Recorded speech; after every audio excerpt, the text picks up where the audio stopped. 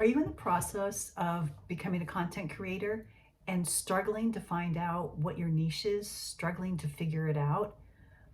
I know that's where I've been. And I've read books, listened to podcasts, filled out formulas, went to workshops, completed a Venn diagram. I've talked to other content creators. I was a part of a community, an online community of YouTube content creators, and talked to them.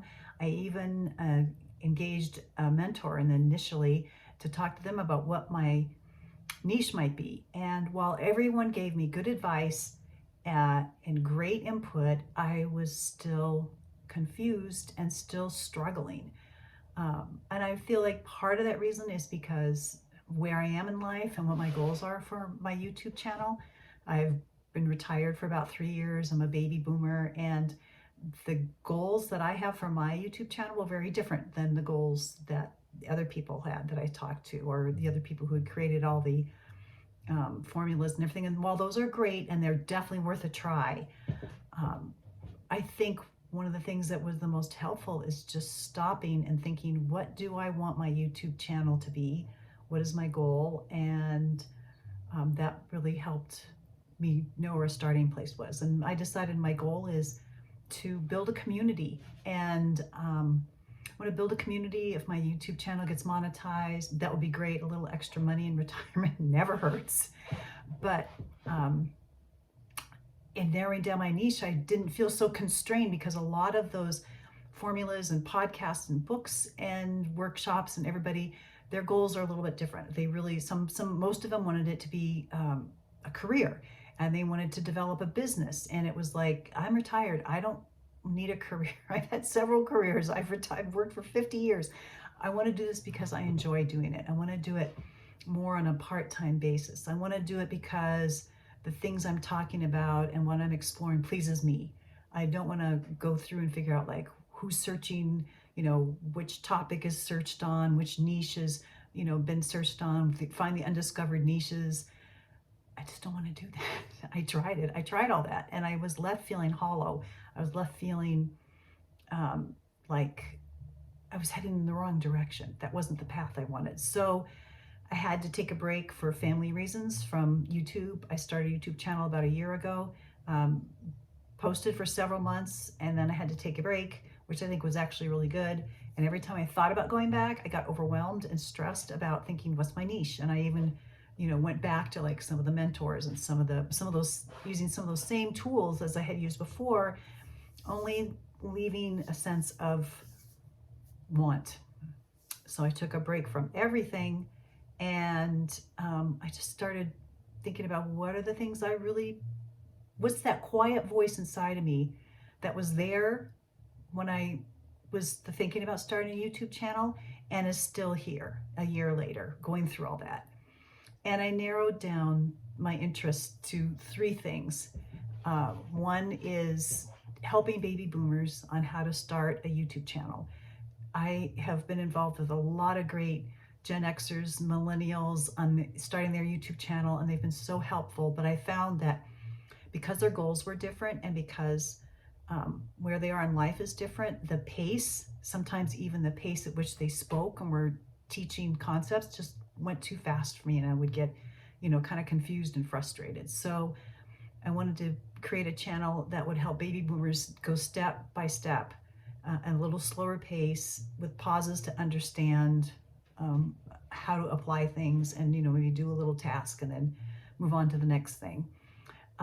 And then I also really wanted to talk about my retirement journey, because I know it was a lot more difficult than I ever imagined it would be. I didn't even know what to expect.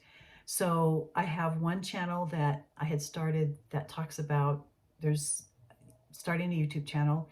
Another one I had set up that talked about retirement. And then I recently set up a 3rd channel, because this is another thing that's really important to me, is sharing my relationship with God, praying and reading my Bible and the things that I've been studying. And so I started another channel called Love the Lord Your God, and that's just for those devotional times that I can share. And I know I listen to Grace Oasis, watch that every day, and that's been so helpful to me. They're kind of long, they're like 15 to 20 minutes. So I'm trying to boil down the concepts and the things that hit me into like a 5-minute, 7-minute video. So I decided there's these 3 different topics and 3 different channels that I've decided to go ahead and explore. And one of the things that really helped me in how to make that decision is I had read this book, Tiny Experiments by Anne-Laure LeCunff, and she's a neuroscientist. And she came up with this great concept of how to live freely in a goal-obsessed world. And she talks about, instead of setting goals and being so goal-oriented, we can set up a pact with ourselves. So we can have like a tiny, she calls it a tiny experiment. You make a decision, okay, I'm going to try these 3 channels for 6 months, and this is the frequency that I'm going to post at, and this is how much time I'm going to put into it a week. And at the end of 6 months, I'm going to decide, evaluate it. Did I like it? Did I enjoy it? Which parts did I enjoy? Which parts did I not enjoy? Which channels did I enjoy developing? Which didn't I enjoy developing? So you're going to rate it on mostly like how your response was to these things. And does it bring you joy? Does it bring you a sense of fulfillment? Do you feel like it's taking too much out of you, or what are the parts that you don't like? So I really, really like this concept of making these packs, and they can be a few days, they can be a few weeks, they can be a few months, they can be years, they can be, you set the parameters, and then you make a decision.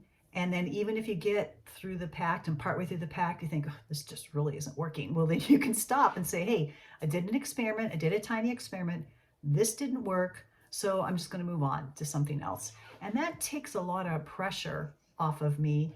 It takes a lot of pressure off of people because you're exploring. And I think in retirement, this is a great concept because the whole world is out there. And sometimes you don't even know where to start or what to do. And well, you can just apply this to so many different things in your life: exercising, eating, community service, pursuing your passions. I'm going to try something for a certain period of time, and then I'm going to evaluate if I'm going to keep going on it. So as far as struggling with your niche and trying to figure out what are you going to do, you're not devoting your whole life to this.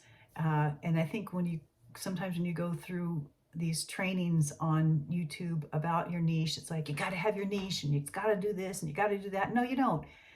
Just relax and enjoy exploring it and seeing what are the things that you enjoy. That's the great thing about being retired, is you have a chance to, you have time and freedom, and space, and you can take a deep breath and exhale and say, oh, okay, let me try this out. And if I don't like it, I'll just move on.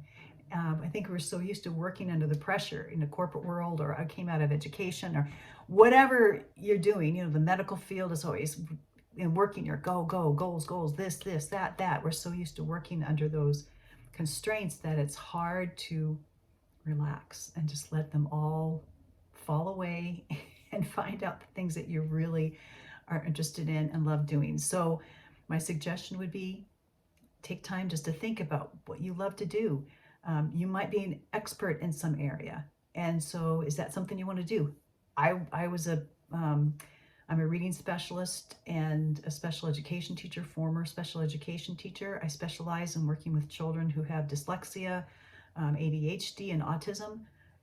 And so many people are like, oh, you should do a channel about that. You can really help support parents. I do not want to have anything to do with that because I loved my career, and I do teach at a private school out here in Massachusetts in the summer for a month, and that kind of gives me my little, injection of being able to use those skills. But that's the last thing I want to do a YouTube channel on, even though I have a lot of experience and I've had a lot of success and I loved my students.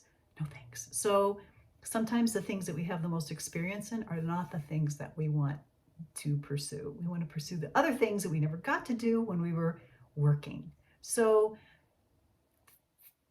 take some time and pause and think about what are the things listen to that quiet voice inside your mind and inside your heart, and then just give it a try. You know, make a pact with yourself. And if you're interested in this book, Tiny Experiments, I'll put a link down below, and I'll put a link to my other channels as well. So I hope this helps take some pressure off of you, or maybe helps you be a little less confused. But I think the best thing to do is just try it.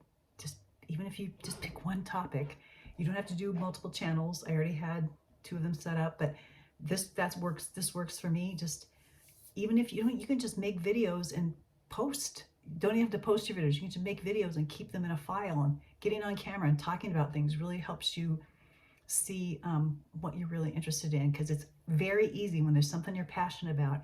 It's very easy to talk about it. It's not forced. You may feel uncomfortable in front of the camera. I know I do, but once I get started on something that I really love, it works.